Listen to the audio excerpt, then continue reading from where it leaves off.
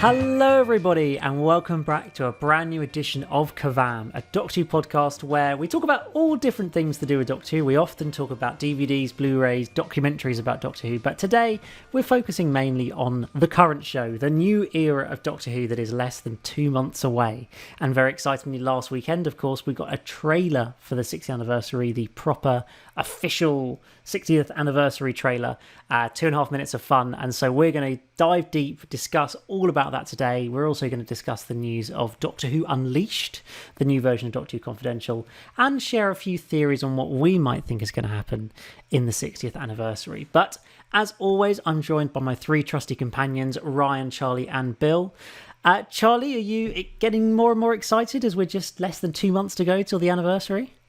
I am, Elliot. Honestly, I've been a Doctor Who fan for not as long as you guys, but 7, 8 years now. Yeah. And I felt like I wasn't a true fan because before the trailer, I really wasn't hyped for the 60th. Mm-hmm. As much as I should be because of David Tennant and Catherine Tate, I was getting really worried because there was no marketing, really. I mean, there kind of was. Like, we had the 45-second trailer on Christmas Day last year, and then we had the 30-second sort of thing with the titles, and those were good, and I was sort of looking forward to it. I was confident they'd be good, but I wasn't excited the same way I am now. It looks great. I think we can all agree. We're all pretty hyped for the 60th more after this. It's just sort of like confirmed to everyone that Doctor Who is back, and it looks incredible. And I think it's good that it's in the public eye again. Like, the video's got like well over 1 million views now. It was like #1 on trending. People know about it, and I think it's really good. Everything about it. David Tennant, Catherine Tate, Neil Patrick Harris. We saw Shooty at the end, obviously. Mm-hmm. And it just looks fantastic. A very well edited trailer. The music, everything. I'm hyped. That's good. I'm glad to hear it. I think, I feel like this was the moment for me as well. I feel like this trailer really just took it up a notch, where up to now I've kind of been, generally looking forward to it, but not really excited, shall we say. But now it feels real. It feels like it's actually nearly happening. But Ryan, do you feel that same sense of excitement for November? Absolutely. I didn't expect it to grab me the way it did, but it certainly did. And I still don't know if I'm quite as overly hyped for this as I was with the 50th anniversary 10 years ago. Then again, with the 50th, I'm pretty sure I mentioned this a few times before, but that had a lot of months of marketing and hype building up to it. And I mean, who knows? This 60th special trilogy will end up being just as amazing. Who knows? Maybe even more. So, I'm fingers crossed. I still wish they did a bit more to kind of build up, but this was still a great trailer to, get me excited, as well as some official news about that the toy makers finally confirmed. They revealed it alongside it. So after all those months of speculation, it's finally been confirmed, which is good. Yeah, exactly.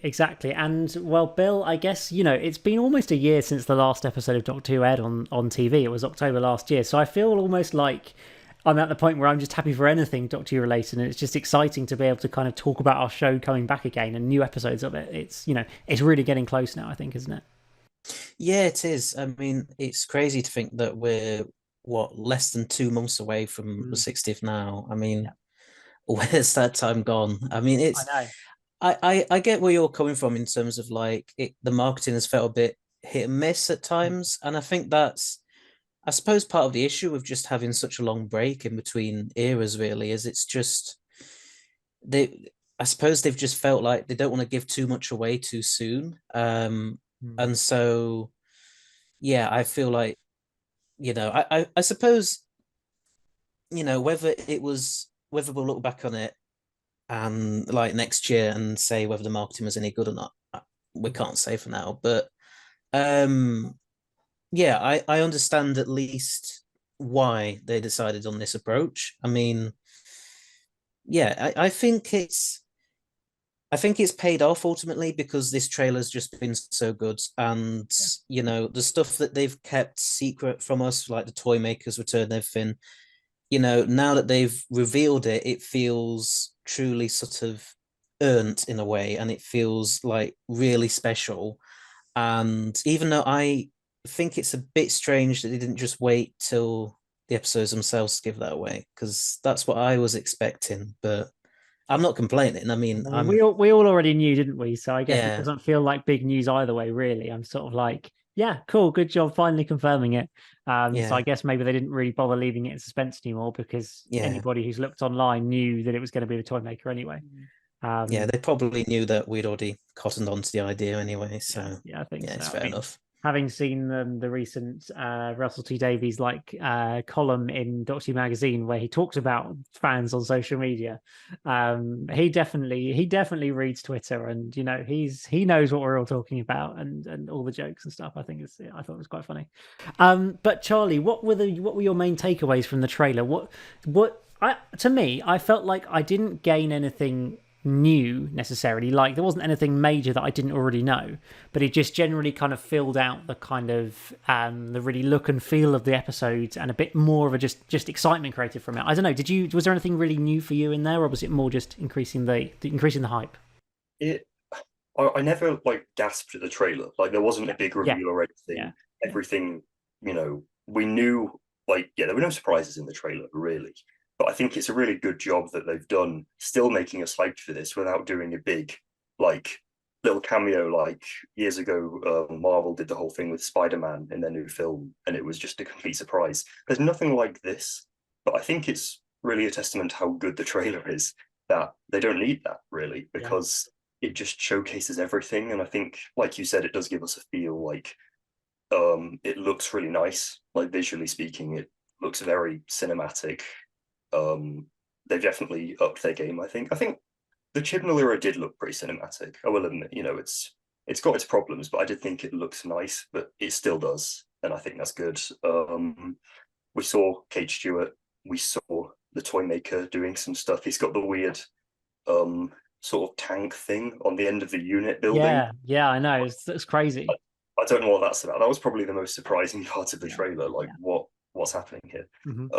I think we saw a couple of scenes of David in this room. It looks like a Wild Blue Yonder scene, and Yes, he's like yes. shouting and stuff, and he's like punching the wall. Hmm. Looks very, very dramatic, and I think it's showing us David Tennant's really good acting is back as well. Hmm. He's not just Hmm. the Doctor for a gimmick. He's gonna No, absolutely give a good performance as well. oh, yeah. Obviously, we've got the line at the end where he says, "I don't know if I'm going to be able to save your life this time." Some cool emotional stakes. Yeah. Honestly, it wouldn't surprise me if they do kill off Donna. As much as I love the character, I don't really see how they're gonna end this. Like, it's Donna. She's gonna want to travel with the Doctor again, and she's Yeah, I obviously not know. a Ruby. So, what's gonna happen there? I feel I don't know. What's the point of the line if she isn't going to die? Yeah, yeah. I know a sort of somewhat popular theory on social media, which I do quite like, is this whole idea that the 14th Doctor has been created by the Toy Master, the Toy Maker even, and that we'll sort of end up going back to Jodie's regeneration and Jodie regenerating into Shooty, and sort of that it was all. Which I'm not sure exactly how I feel like it, but I kind of can believe that as an idea. And so almost if 14 was kind of taken away from Donna, and then obviously you just have Jodie regeneration to Shooty, someone completely different. Like Donna can't carry on traveling with the Doctor because she doesn't know where he is, and maybe he wouldn't remember being the 14th Doctor. Yeah, that it's a good idea that's kind of realistic and I can see it happening. I also don't want it to happen because then you've got people who are like, the 14th Doctor is actually Shooty Getmore, and then you've got the other camp saying, no, the 14th Doctor was still Tennant, this is the 15th, and we've just got another illegitimate regeneration Yeah, like War and let's just Fugitive. make it even more messy than it already is. Absolutely, sounds a great idea. Yeah, because we've already got like the War Doctor and the other 10th Doctor. So actually the 14th is the 16th and the 15th is the 17th. But then if you've got another like little like dents, then it just changes it even further, and it just The numbering almost feels pointless now, really, doesn't it? It's like, what do we Yeah, bother? I think the and numbering doesn't actually represent the Doctor's regenerations, it's just the actor. Yeah, If the actor has episodes in which they star as the Doctor, they count, yeah, basically. yeah. Like, so the War Doctor doesn't count because he was a side character in Day of the Doctor. And would you Like, say the same for the fugitive Doctor? yeah, Yeah, she didn't have an episode or an era or anything. It was just, True. I mean, there's still doctors in the canon. We're not getting into that, but anyway, I'm diverging a bit. Basically, it looks really cool, Yeah. and I think it's just showing us, like I said, he's not going to be there for a gimmick. No. He's going to put on a good performance, I think. Yeah. And funnily enough, where you mentioned about the whole theory about that once it's over, that it was 14 is an incarnation created by the toy maker, and that could potentially get reversed. I'm worried it's going to fall into the same pitfalls as the series 3 finale, where they just reverse time to make sure that the year that never happened, which I always found to be a bit of a cop out, that series 3 finale, and I'm worried that if they do that, he's just going to fall into the same pitfalls as what happened with that story. But who knows? I could be proven wrong. Who knows how this trilogy could end? I think the thing is, like, clearly there's a reason why the 14th Doctor is David Tennant, and it's not just going to be he just naturally regenerated into the same person that he used to be, like, or the same actor that he used to be. I feel like there is going to be a narrative reason as to what that is, and it seems logical that it's something to do with the toy maker, given that he's the main villain of the specials. Like, I'm sure it's going to tie in somehow. I'm just really interested to see what that actually is. I think there's some really interesting possibilities in there. But Bill, did you find that you gained anything new out of it, or did it just continue the hype, as I say? Yeah, it just continued the hype. I mean, it's, as Charlie was saying, it doesn't really need to like give anything new away, because it's just such a great trailer that it can just stand on its own merit, really, and there doesn't need to be any shocks or surprises along the way. Although I bet that there will be come the episodes themselves, but yeah, I think it's just striking a good balance between kind of confirming stuff which we'd pretty much knew already about, and then still giving us a lot to kind of talk about and think about, and also really good flavor for what these specials are going to be like, and sort of like what the main plot is going to be in terms of Donna, and why 14 has got David Tennant's face, and how the toy maker ties into that and everything. So yeah, I feel like it strikes good balance, and yeah, I'm completely on board with whenever in November they air, really. I mean, yeah. They still haven't let us know. We're still holding off those release dates. My gut feeling is still it's going to be 3 weekends in November. That's my prediction. Whether it's Saturday or Sunday, I don't know, but I feel like it's going to be 3 weekends in November. Saturday, please. Yes, Saturday. I know. I really, really want it to be Saturday. Like, Sundays are just inconvenient anyway. I just feel like they're the wrong night for Doctor Who. But I don't know. We'll have to wait a few more weeks before we find that one out, I think. And so, Ryan, we also saw Kate Stewart in the trailer. We'd be giving us the first confirmation that she was going to be in this episode. We obviously knew she was going to play a part in Series 14, having seen filming pictures, but we didn't know about her appearance in the 60th, alongside all this massive new unit base that I like. The history of UNIT recently is unbelievably confusing. Like, they were shut down, then they were back, then their whole building got blown up. Now they've got a swanky new, massive, tall building. Like, what's going on there? I do not understand. A new building that happens to look like the Avengers Tower now for some reason. Yeah, I know. I wouldn't be surprised if they're doing this with UNIT being in this trilogy as well as season 4. Hinted to UNIT. I work the same way they did Torchwood in Series 2 of Doctor Who. I wouldn't be surprised if they do. Yeah. So that, with the announcement that Kate was going to be in Series 14, I had a feeling that if she's got to be a part of the 60th, and in some form or fashion, I knew they wouldn't have held her off until Series 14. I had a feeling that she was going to show up in this trilogy. Regardless, and it's nice that we have an actual confirmation of that, and it does leave me to wonder about the whole theory of the spin-offs and what kind of spin-offs we could be getting, because I know Russell said in an interview a couple of years ago now where feels like the BBC have missed a huge opportunity this past decade, I think it's been, where there hasn't been much, saying that Doctor Who he said, if you compare it to what's been happening now with Marvel and Star Wars with Disney Plus, it feels like the BBC should have had the opportunity to capitalize on that and do something with Doctor Who, and they failed to do so. He says, by now we should have had something like the Nissa Adventures or the Return of Donna Noble or a miniseries about 10 and 11 together and all that. And which is, I wouldn't be surprised if, who knows, if they announce something like we could be getting like a miniseries with the Eighth Doctor or the Fugitive Doctor or something like that, while also having all these differences. And this was something that I feel like that was missed out in the Chibnall era. I know Chibnall said he tried. There was discussion, but it just never came through. And it's more weird that Moffat never capitalized on it. I know there was Class, but that feels so incidental and so unimportant that it feels like it doesn't really matter. And the one, like, I'm still surprised that the Paternoster Gang never got their own spin-off, to be honest, because that's such an obvious one to do. So it does lead me to wonder if I wouldn't be surprised if the trilogy, the 60th anniversary trilogy, lays the groundwork for some new kind of spin-off, whether that's a unit or something completely different, who knows. But either way, it feels like Russell has got something more planned than just this 60th anniversary trilogy and the Ncuti Gatwa era. It feels like there's something more going on, but who knows what that could be. Yeah, exactly. I definitely think, based on what you said earlier this year, that spin-offs are on the way. There's been constant rumours about, different sorts of spin-offs. And I do think the unit spin-off seems the most likely of the lot. And as you say, putting Kate Stewart and unit straight into the 60th anniversary, we know that there's going to be reappear in Series 14. It seems quite an easy and obvious thing to be able to reintroduce.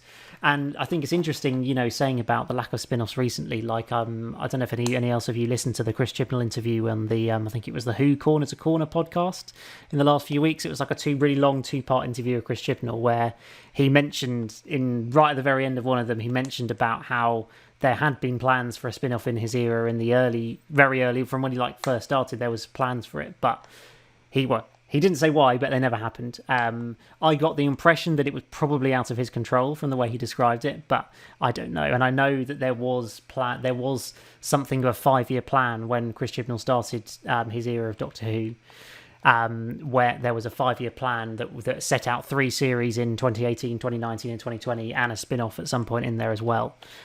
So I think that there was definitely opportunity for it, but probably some BBC politics or something meant that a spin-off in the Chibnall era didn't happen. I don't think it's because Chris didn't want to do it. So I think that's quite interesting. And, I think we'll obviously probably never know what that was, given that he still doesn't want to share what it is. Like, I think he's probably one of those people who just doesn't really want to give away stuff that happened behind the scenes too much. But, we'll have to see. Maybe in 10 years' time or 20 years' time on some, van, we'll get him to finally start spilling all the secrets about making Doctor Who. I think that'd be really, really interesting.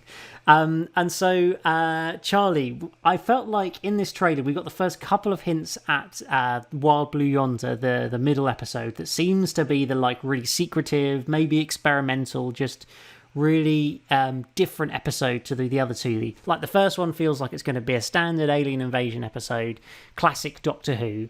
And it feels like the last one's going to be the kind of conclusion to the trilogy. It's going to have the Toymaker in it. It's going to be, big epic conclusion type story. And then we've got this weird one in the middle that they seem desperate not to tell us anything about or show us anything of. But then we saw this mysterious shot of the Doctor being tortured, at least emotionally tortured in a cage. What do you think it's all about? What's going on there? Honestly, none of us know. And that's kind of the point. Yeah, it's true.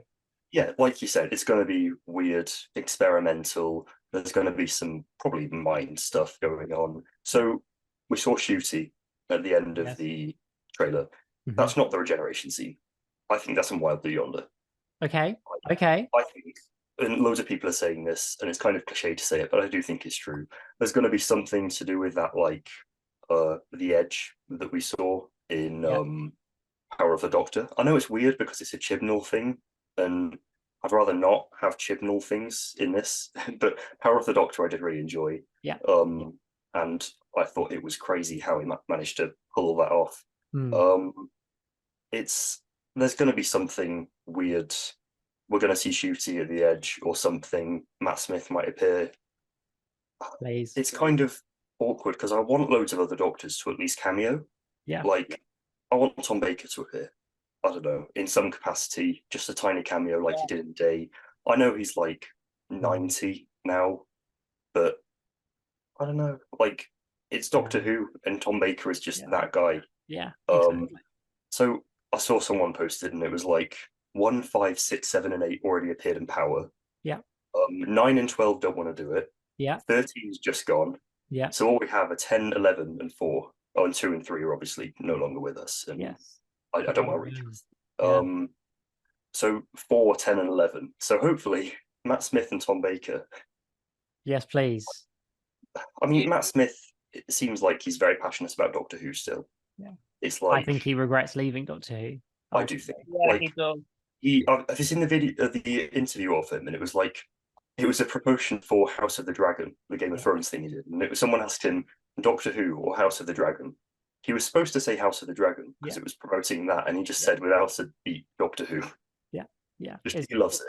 And I really think. I think he felt it was the right time to leave, and he obviously hoped his career would go on to great things, and to an extent, he has done some good stuff. But I think he ultimately looks back on it as like, I wish I'd stayed on for another series or two because it was such a good role to play. Yeah, I know that he said that. I know some with Series 8, he did say that the plan for 11 was to get more moodier, back to like how it was in Series 5, but much more moodier. So will be some. So yeah, some of that dark stuff in Series 8 was probably with 12 in that sense was where they wanted to go with 11. And yeah, I wouldn't be surprised. I mean, I didn't think with the Guardians of the Edge. I saw a lot of rumors going on that we could be revisiting that, but with modern Doctors instead. So we have another David Tennant to represent the 10th Doctor, Matt Smith. They said maybe even Jodie Whittaker's going to pop up, even though she only just left. They wouldn't be surprised if they try and find a way to have her still be involved because she's one of the Doctors. So give her a chance to shine. Yeah, I really wish Capaldi is lying that he's actually did a cameo. Please. I really want Capaldi to be there. I want Tom Baker. I want my two favourite Doctors to appear in some form or fashion. And I think Eccleston is a guarantee he's not going to come back. I think it's only just for audios that he's willing to do. I don't think he's willing to do TV. I think he's still a bit burnt by what the BBC did. And I don't think he's ever let that go. And they never apologised to him. And I just, Capaldi, I really want him to appear. I'm still holding out hope, man. I'm still holding out hope that he put. I mean, I feel like even if nothing else, we'll get some archive footage of him. Like, I'm sure they're going to pull out all the archive footage of Doctors, but whether we get something new with him, I don't know. Yeah, and I know that Tom Baker was supposed to appear in Power of the Doctor, and they did try to get him back, but for some reason they couldn't do it. And that would be a neat way to try new shooting. I have a feeling with this 60th trilogy that it's going to be a multi-Doctor story, just not in the way we expect it. I think Shooty's, the way they keep teasing Shooty Gatwa's Doctor, I have a feeling he's going to play a much more important role in this story, in this trilogy than people expect. Instead of it just being 14's only story, it could also be 15's first story, and not the Christmas one. It's whole trilogy. And I have a feeling they're going to try and have him involved in a much bigger way than what's been advertised. I think he's going to play a much more important part. I think he'll be just as important as David Tennant in this trilogy. I mean, I think that will be crazy that it for years it's David Tennant, but no, it's also Shooty as well. I think it's going to be a neat way of doing a multi-Doctor story. I mean, which I hope that happens.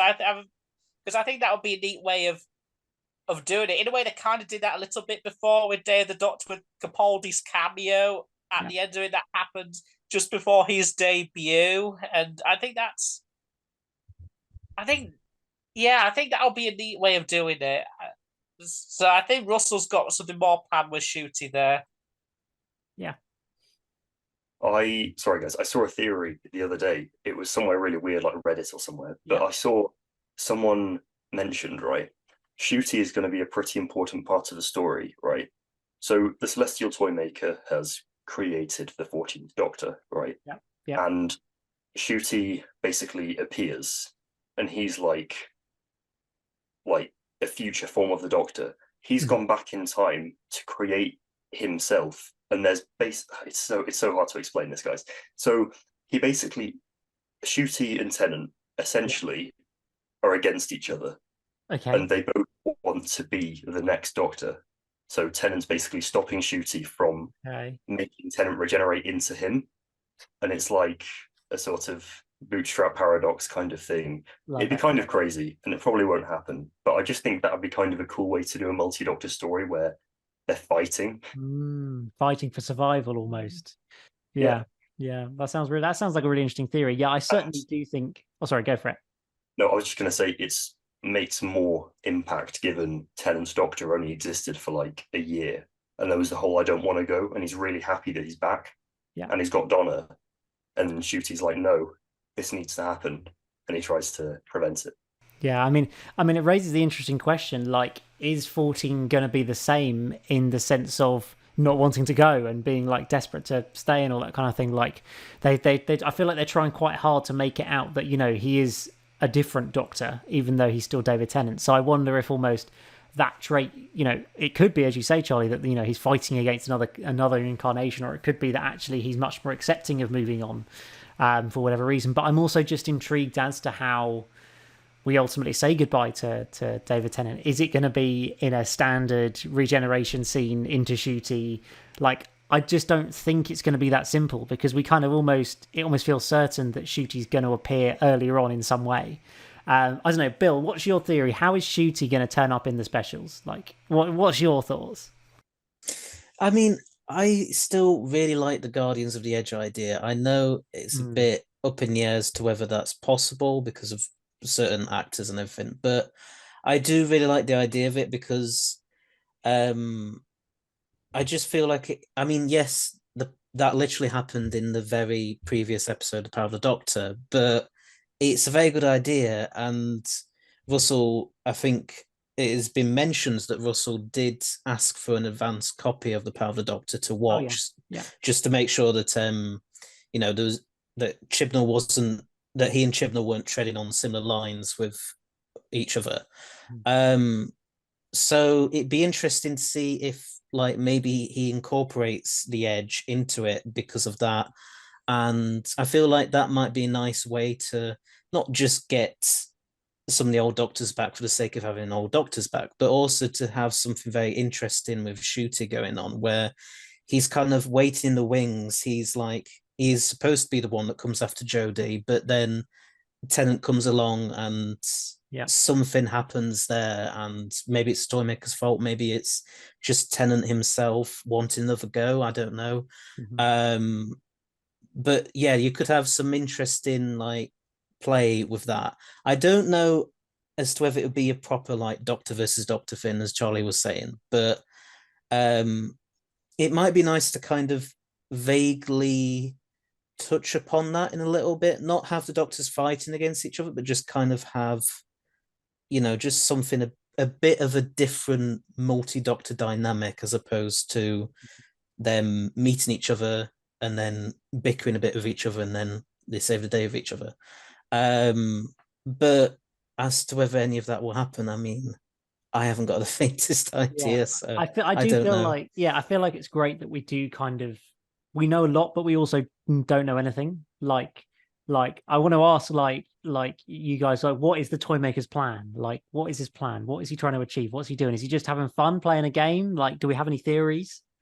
It's a bit of a vague one. And what if he's done this to be like, don't you remember the good old days? Don't you want to have another go with Donna as part of my own game? Because the whole point with the toy maker is he wants to play games with his chosen opponent, but always rigs the games in his favor to make sure that he wins. And because the thing is with the toy maker, with his origin, which I think was explained in a Big Finish audio or novel, that he was once one of the Guardians of Time, that he was once part of the Pantheon of the White Guardian, the Black Guardian, that he was originally the Crystal Guardian, who is the guardian of dreams and fantasy, and that he can control and bend it. And so, what if he's like created this scenario where he's created the 14th Doctor to look like the 10th Doctor, to sort of restore Donna's memories, to affect all this, to basically say, don't you remember the good old days? Don't you have one last go together? Just so you all as part of my own game, and whatever that game is, and we have to wait and see. But I feel that he's sort of created this basically for his own amusement, basically. Yeah, it seems like it, doesn't it? Yeah, exactly. That you certainly get that. That's the impression. What about you, Charlie? What's your prediction? Definitely something along the lines of what you were saying, Ryan. He's not just a standard Doctor Who villain. It's not just going to be, look, I've summoned some Daleks to attack you all. But the Daleks are going to appear, I think, in some capacity. Okay. It's Doctor Who 60th anniversary special. True. I think it's a given, really. Even if it's like a cameo, it's going to happen. Definitely Daleks. Okay. I think there's definitely going to be something mind game related. He's going to create some illusions. Like we've got the shots in the trailer. The toy maker, it hands up, and you see him holding these like strings, like he has puppets.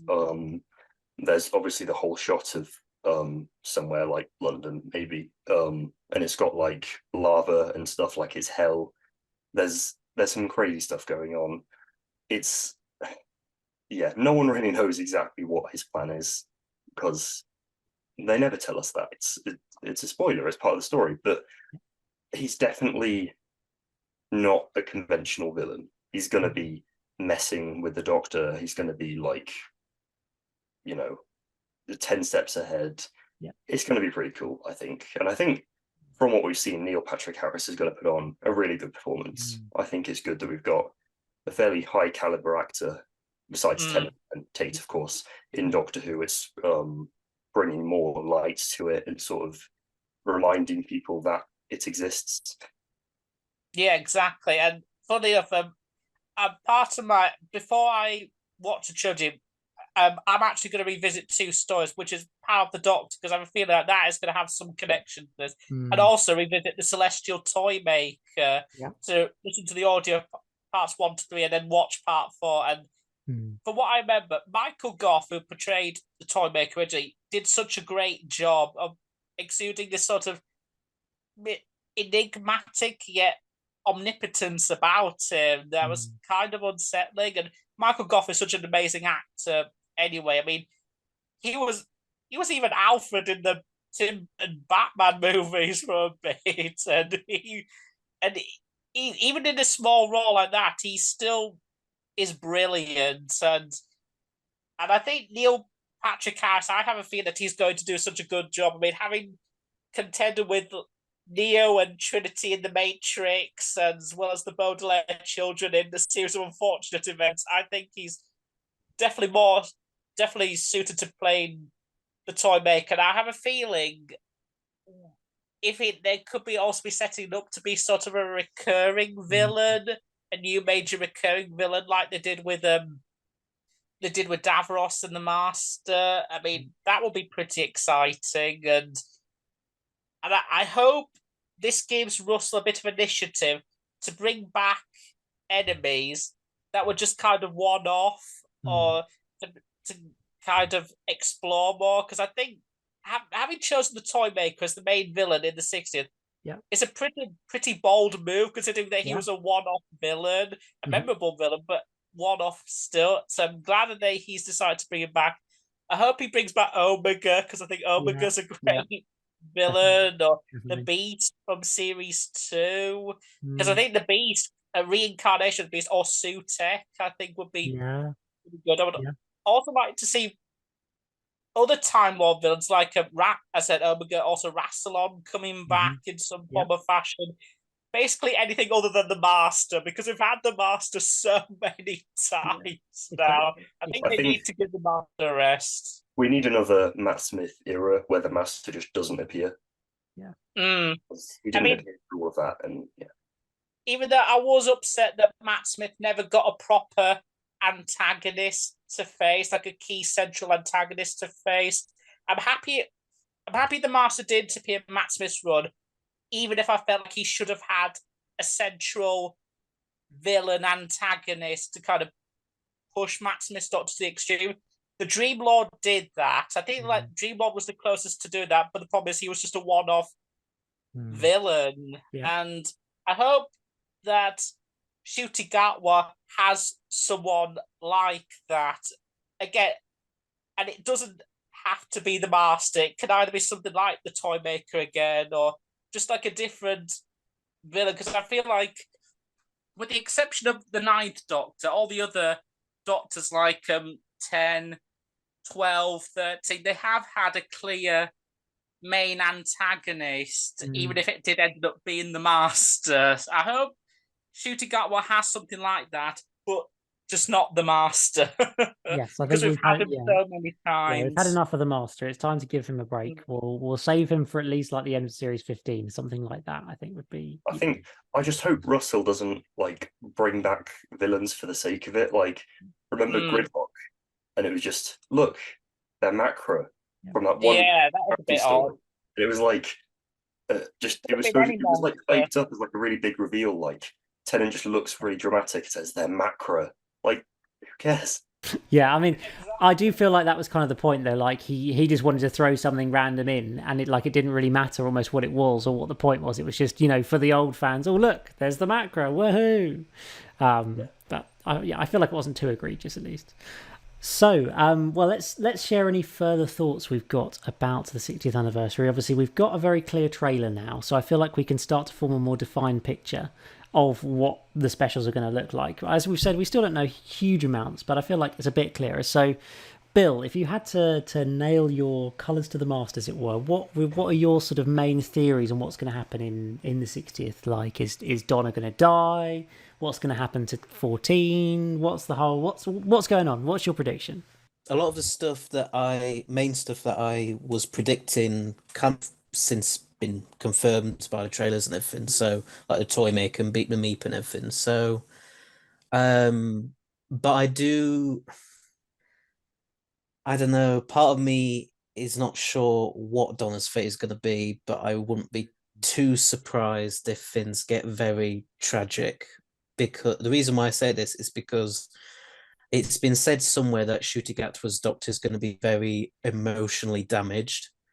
Okay. So, I think Ncuti said that himself actually. So, I think possibly if like somehow the Doctor's still able to retain his memories as 14 or whatever, and Donna does die, then that is going to have a massive effect on 15 and cause him to be like that. And that might be then, maybe that will then lead into series 14, and maybe he'll be a bit reluctant to take Ruby on in some ways or something like that. And because he won't want to lose, it'll be like that classic thing that happens with the Doctor when it comes to losing companions. They won't want to take anybody else on because they'll just be too overcome with grief and won't want to lose anybody else. But I mean, there's not too much of prediction beyond that. I'm really intrigued by especially Wild Blue Yonder, because as you say, we've had quite a few stuff from the other two specials now, but we don't know much about that special still. But it does look like something very strange, possibly quite different is going on in that episode. And it'd be interesting to see what is going on with like the TARDIS running away and stuff. It'd be interesting to see what happens with that. Yeah, definitely. Yeah, I just hope it is very good ultimately, and it is a good way of marking 60 years. I feel like it's been a long time since we've been hoping that Doctor Who's going to be really good. I feel like we got used to in the Chibnall era hoping Doctor Who just wouldn't be terrible. But now we're actually going into it hoping that this really could be, a classic episode of Doctor Who. Obviously, I think we all, think the 50th is a brilliant story. And so hopefully this anniversary special can keep up the sort of tradition of generally pretty good anniversary specials. I think, I think it is cool that we've got a very different structure to it to what we had. It's not just like they're doing another 90-minute film like episode like they did for the 50th. Like, it's different in being like a 3-part trilogy of a story. I think that's going to really help it as well. But Charlie, what's your theories and what are your main key things you haven't mentioned are predictions for the 60th? Hit me. So firstly, I don't think the Doctor versus Doctor is going to happen. Like, that's not. It just seems a very far-fetched. I mean, it'd be crazy if it does. Yeah. And we'd be talking about it on the podcast, like, wow, I was right. But no, it's not going to happen. Beep the Meep, I don't know what that's about. Like, no, it's weird, isn't it? They've obviously officially announced, like, there were rumors before, being voiced by Miriam Margolyes. I still have no idea what, like, is happening with that. Like, what? Obviously, Beep the Meep is just an alien, and then we see the Donna goes to, like, touch it, think it's like a teddy or something, and like, I don't get what the purpose of this, like, within the story is. Yeah, because it doesn't seem like he's a villain or anything. Like, he just seems to be a sort of alien, really, isn't he? Yeah, it's really strange. Like, obviously Donna says something like, "What are they?" and he says, "Monsters." Yeah. Like, so I'm guessing Beep the Meep has some sort of link to these aliens that we see, the bug sort of guys in the suits that were walking around in the trailer. I think the Wrath Warriors. I think that they're another monster that was from a comic strip, just like Beep the Meep was. It's basically what the first special is going to be about, is about telling a sort of, I wouldn't say adaptation of the original comic, but it's just trying to, on similar lines anyway. I think the thing with Beep saying the Wrath Warriors are monsters is actually, in the original comic, the Wrath Warriors are the good guys and Beep is the actual bad guy. Yeah. Because Beep and the Meeps as a whole were actually, they used to be like the Care Bears essentially in space. Yeah. And then some weird stuff happened to their son, and so they then become genocidal maniacs and then try to conquer the entire galaxy. Yeah. And that's why Beep seems really like soft and fluffy and nice and everything, but actually is an evil dictator under all of it. That is interesting. You know your stuff. I didn't really know it. Yeah, I still feel so uneducated on Beep the Meep and no, it's fine. Stuff. I feel like I need to just read up on it more. You're in for a treat. I mean, Beep is such a great villain, really. Yeah. Now I'm hearing this and seeing that the 60th does look really good. I'm sort of less, I've got more of an open mind about it all. But I do think the Star Beast is going to be a more self-contained story, like an alien invasion, more traditional Doctor Who. Still very good, but more just down to earth. And then Neil Patrick Harris, I think he might appear, but a little bit towards the end. And then some weird stuff happened on some sort of mind games with the Doctor. Yeah, I do think the whole thing of the shot of him holding the strings and stuff will be in Wild Blue Yonder. Yeah, as will the weird cave scenes that we get with him punching the wall. In the break we had, I watched the trailer again. So did I. Yeah, it does look like he's like shouting. What does he say? He says, like, "Why does it have to be this?" Yeah, it's not. He doesn't say me, but he says this, which is really interesting because usually he'd be saying, "Why did you have to attack me or play on me?" But he said this, which suggests is like he's using some sort of specific emotional torture against him or something. I don't know. Something to do with Donna. Yeah, or probably. Another Doctor. Like, maybe, I don't know. He's like doing something to do with his like future generate like incarnations or past ones.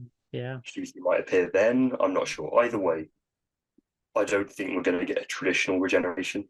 No, I agree. We might get a scene, but it's not going to be normal because Shooty will play a big role in this, I feel, and they're really holding back on marketing him. There's going to be some like proper interaction between the two. It's not just going to be a cameo. Yeah. Anything else? I've got loads of random scattershot thoughts about all this. I don't hope they go too overboard like Marvel and Star Wars have. Like, it started off kind of good. Like, we had Mandalorian for Star Wars, we had WandaVision and Loki season 1, nearly 2 for Marvel. But generally speaking, they're just doing way too much. And I don't want Doctor Who to fall into the trap of prioritizing quantity, because most of the stuff Marvel and Star Wars are putting out on Disney Plus, I really don't care about. And I don't want to not care about Doctor Who because it's been like that for 5 years. And I want to care about the shows again. So I just don't want them to overdo the spin-offs. I don't want a cinematic universe. I just want a couple of spin-offs at the same time, maximum. Yeah, I'm hoping it doesn't end up like that, because in terms of the Marvel stuff, I was enjoying it for a time, but I think it was by this year when Secret Invasion started that I just dropped off. I just didn't care about it, and it was a shame because for the first 2 years I was into the MCU Disney Plus content, but for some reason with Secret Invasion, it just killed my enthusiasm for it, and I just don't care about it. Even with Loki season 2 coming out next month, I'm just like, I don't know if that's going to be good either. I haven't been let down by Secret Invasion. I just don't know. It's the same with Star Wars as well, with Book of Boba Fett, Mando season 3. And I still haven't watched Ahsoka yet, even though people have been telling me it's really good. But Andor was great. Yeah. Andor was good. Yeah, Andor was really good. But I don't know, Ahsoka, people have been telling me that it's good. It's got back on track, but it's just with Book of Boba Fett and Mando season 3, it's kind of, do I want to be let down again a third time? Yeah. I'm just hoping Doctor Who doesn't fall into that trap of trying to do too many spin-offs. I have a feeling it's going to be like, we might get some continuing ones like that we did with Torchwood and Sarah Jane Adventures, some like with seasons.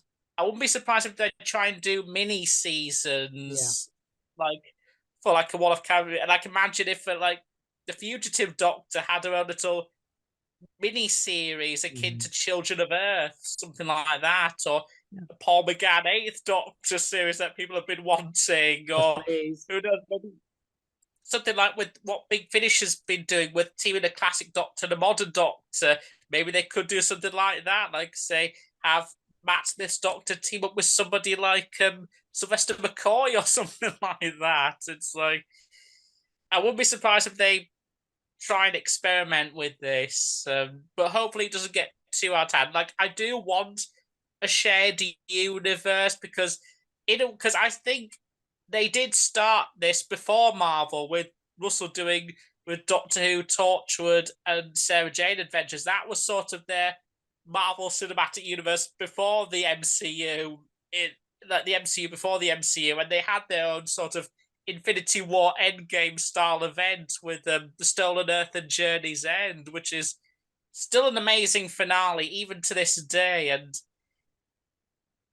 then for some reason, like in 2011, that sort of fell apart, really, because with Torchwood you had Miracle Day, which the less said about it, the better. It wasn't that bad. Bit American, but I thought it was quite fun.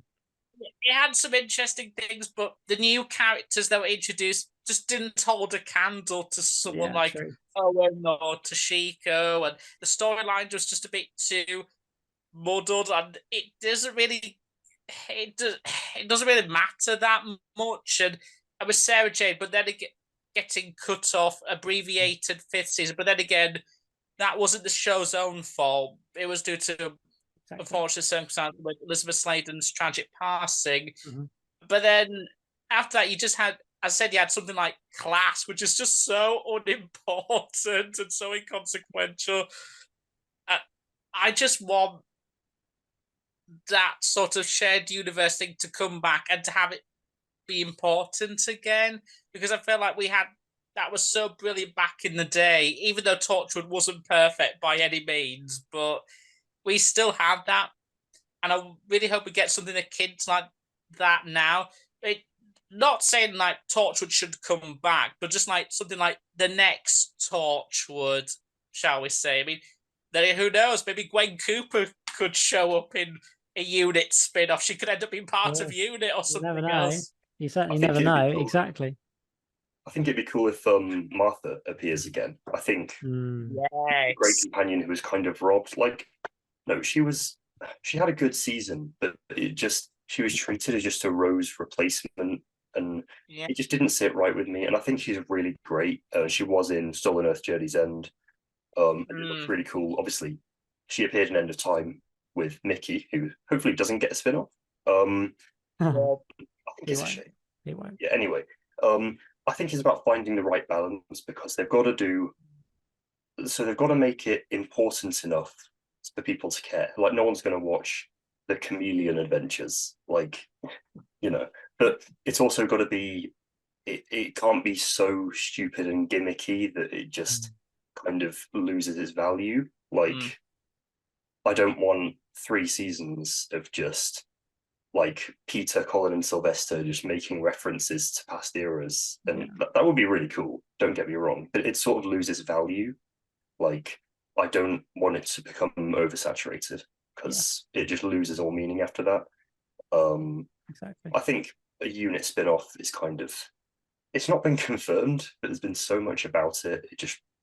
It's kind of got to happen, and I really think, I really hope that Martha appears in some capacity, because who knows? Maybe some of the kids from Sarah Jane Adventures, Bannerman Road, are all grown up now, and maybe they're part of Unit or doing something like a new gang or something. I mean, they did it to some extent in the audios with them, Rani. So who knows if they could do something like that? But with Unit or a different team, who knows?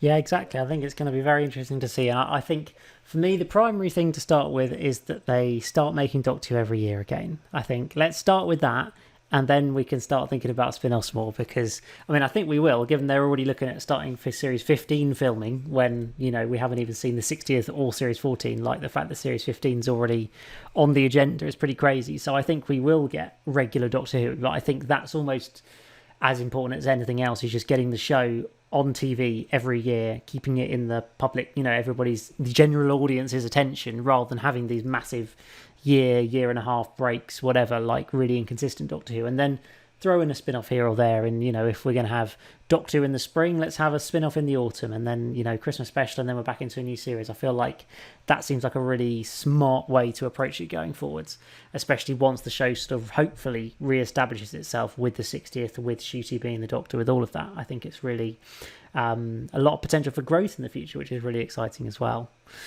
I think.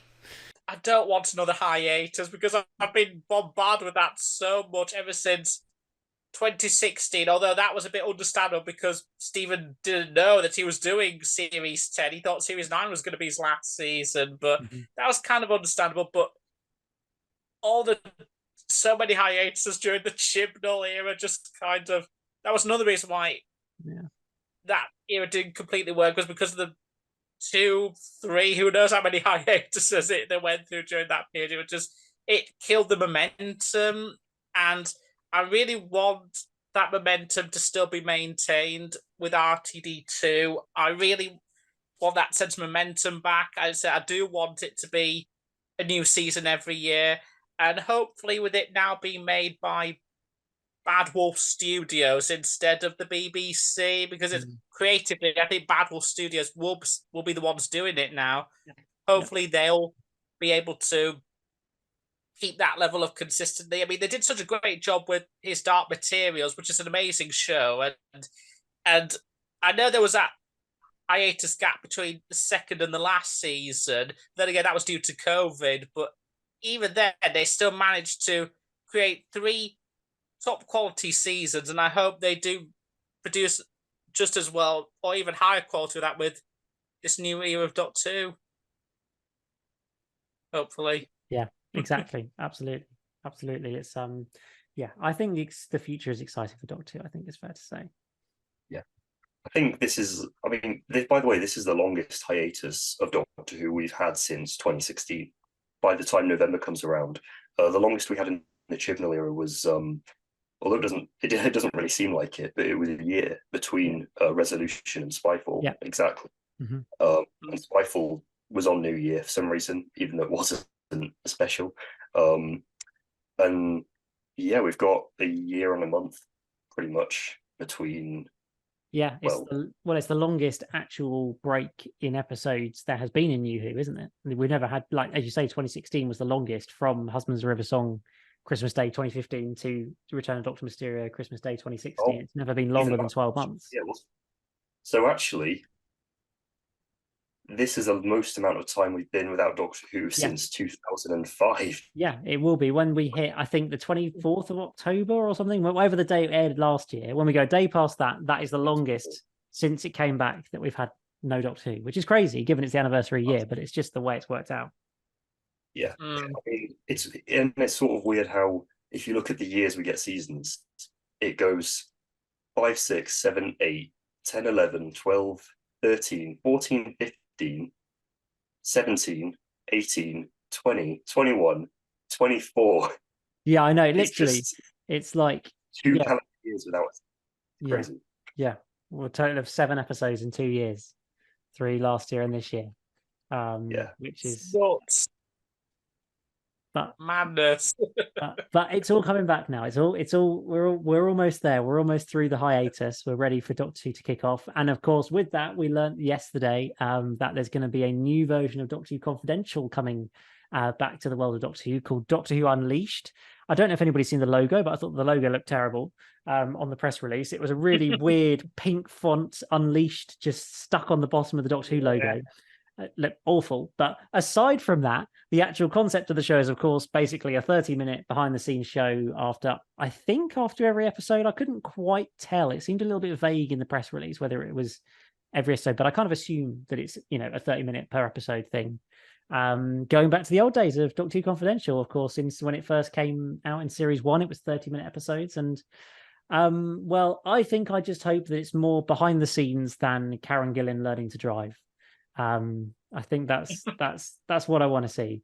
I don't know, Bill, are you excited by the prospect of the return of essentially Doctor Who Confidential? Yeah, 100%. I mean, it's great for us to have that, again, bit of extra content. And like, we did that whole podcast episode last year, didn't we, about the New Who DVDs and how there was a lack of kind of content on there nowadays. And so this will help to kind of beef up the stuff to do with the 60th and series 14. So yeah, I think it's great. As you say, it's great that it's going back to 30 minutes, because that is so much better than 15 or whatever it was for later on. And yeah, it just gives you that enough amount of time to kind of dive into the making of each episode. You don't need to go like extremely in depth about it all, but just give us enough saying, this is like sit Russell down and say, have him say that this is what my idea was, and then David and Catherine and whoever can then comment on it and share their thoughts and all of that lot. And you can have Murray Gold like composing some of the music again and stuff like that. And it'll just be really great to have that kind of content again, which it's really surprising because pretty much certainly with the first Russell era and then the Stephen Moffat era, you had something kind of ticking over there behind the scenes content wise. You had Confidential and then Doctor Who Extra and then the fan show and stuff like that. But then with Chris Chibnall, there was a real lack of it, apart from a few clips released on the YouTube channel. And it just it was really strange how it's kind of like how it helps to get to know the cast and crew more when you have that kind of stuff. And so the fact we didn't have it perhaps felt like then we couldn't get to know like Jodie and Chris Chibnall as well as we could have done with David and Russell and Stephen Moffat and everything. Yeah. Yeah. exactly. And so it's going to be great to see that behind the scenes again, I think, isn't it, Charlie? Absolutely. I mean, I don't have the nostalgia of Doctor Who Confidential. Yeah, of course. I've watched a couple of little episodes, but I got into Doctor Who in like late 2015. So I haven't seen all that because it went from like 2005 to like 10, 11, wasn't it? Yeah, I think it was 2011. I think the last Confidential was the one for the Series 6 finale, the Wedding of River Song, and then after that, that was pretty much it for Confidential. Yeah, I think it'll be nice to have that because in the Chibnall era, like I felt very excluded. Like there wasn't anything. It was just you watch the episode, you get annoyed about it, you slander it on a podcast, and that's it. Like there's nothing. We don't we don't get an insight into into anything on like how it's made. It's just not. There was no making ofs like during the release. Like we might get some stuff in 2040 with the collection, but not now. It's a bit late. I think it'll be nice to have just something, just even if it's just like a floating heads thing for like 15 minutes. I know it is 30 minutes, but even that would just be enough just to see David and Catherine talk about what you've just seen. How will it work? Do you guys know? Is it like right afterwards, or is it the next day? Or so I'm going. Well, Confidential was obviously usually back in the day. It was on BBC Three straight after Doctor Who aired on BBC One at like 7 o'clock, and then at 7:45 you'd have Confidential over on BBC Three. They've said that it's a BBC Three program, so I'm guessing they'll just stick it on iPlayer, like available straight after the episode's aired. I'd expect, something like that. So it'll be. I think it'll be pretty easy, quick and easy to access. Certainly. Yeah. So I think we'll just talk about the Unleashed, right? You know, with the episode. Yeah, exactly. I think it'll be a direct part of it, really, won't it? So it'll make a lot of sense. Yeah, I think it'll be nice just to have something. Just makes the fans feel more included. Mm-hmm. Yeah. Yeah, absolutely. Because as said, with Chibnall, there was hardly anything. The only thing I remember most about it was when he did an story explaining about Flux, and and I don't think he really answered what it was about. I don't think even he got the full grasp of it. Yeah, they clearly just said to him, like, we really need like to understand Flux. Can you just sit down and explain the whole plot to us, and we'll try and turn it into a coherent video? And struggled. It's like 25 minutes long, like it's painful. Yeah, and just goes to show how just what a mess of a season that was, that not even the writer himself knew how to worry, isn't it? Yeah, exactly. It's, and I'm hoping, as well as being on iPlayer, they also get to be on the DVD Blu-rays as well in their entirety. I'm hoping, because one of the missed opportunities with Confidential was that they never had the full episodes, like the full proper length ones on the DVDs and Blu-rays. It was always just the cut down edited versions, which was always a missed opportunity. Hopefully, who knows, with a possible collection release in the future, maybe they could restore that. It will always be tricky. What will always be tricky is trying to clear the rights on all the pop music, because they used to love a montage with whatever pop music was popular in 2006, and the money that's involved in trying to be able to put those on commercial releases is just stupid. So I think that's why it's always going to be tricky. I mean, hopefully they might think about that with Doctor Who Unleashed and use maybe more like stock music or just Doctor Who music and stuff like that they can then more easily, be able to put out on releases in the future as well. Would be smart, I think. Yeah, I'm hoping that could be a way of trying to redo Confidential for the collection, just replace the licensed music with stock music. Hopefully that will be a nice loophole for them. Hopefully that they've considered that. Hopefully that'll happen. I mean, they got to do a collection version of modern series. Surely they got to. I'm sure. Yeah, definitely. One day they will. They'll get there in the end. They'll definitely get there in the end. Well, speaking of the collection box sets, great segue. Not today, but on the next edition of KerVAM, we'll be talking about season 20. Sorry, Charlie, you chime in. You've got something else to say. Go for it. Hit it. I'll make it work. I was just going to say, 2030. Like, I think they should do a season series 1 collection box set on March 6th, 2030. Because not only will the collection range have finished like 2 years before then, it's obviously exactly the 25th anniversary of New Who, and I think it'd just be a pretty cool way to celebrate it. Yeah, Perfect. great That's it. idea. I'm putting it in my calendar now. I expect that to be released March 26th, 2030. I'm ready. I'm excited. Let's get Christopher Eccleston and Russell T Davies to come and spill the beans on all the drama from series 1. That's all I want to hear. That's all I want to hear. How much of a nightmare that first shooting block was. Keith Boak and a flaming sofa. That's all we need to know about. That's all I need to know all about. Please, just tell us the stories, guys. Come on. I want to know. On the next edition of KerVAM, we're going to be talking all about the Season 20 Blu-ray, which I'm really excited to talk about because there's a shed load of new features on there, and that's going to be really, really fun. And of course, it was an anniversary season as well. Which means, it feels appropriate to be talking about it this year. There's a great new version of the Five Doctors, which I've already taken a peek at and looks really, really cool. So we'll chat all about that on the next edition of KerVAM. But for now, that's just about it from this edition of the podcast. Do join us again soon. Do remember to check us out on Twitter at KerVAMPod. And if you're on YouTube, you can check it out on my channel as well, EMS Productions. But from me, from Charlie, from Bill, and from Ryan, it's goodbye for now.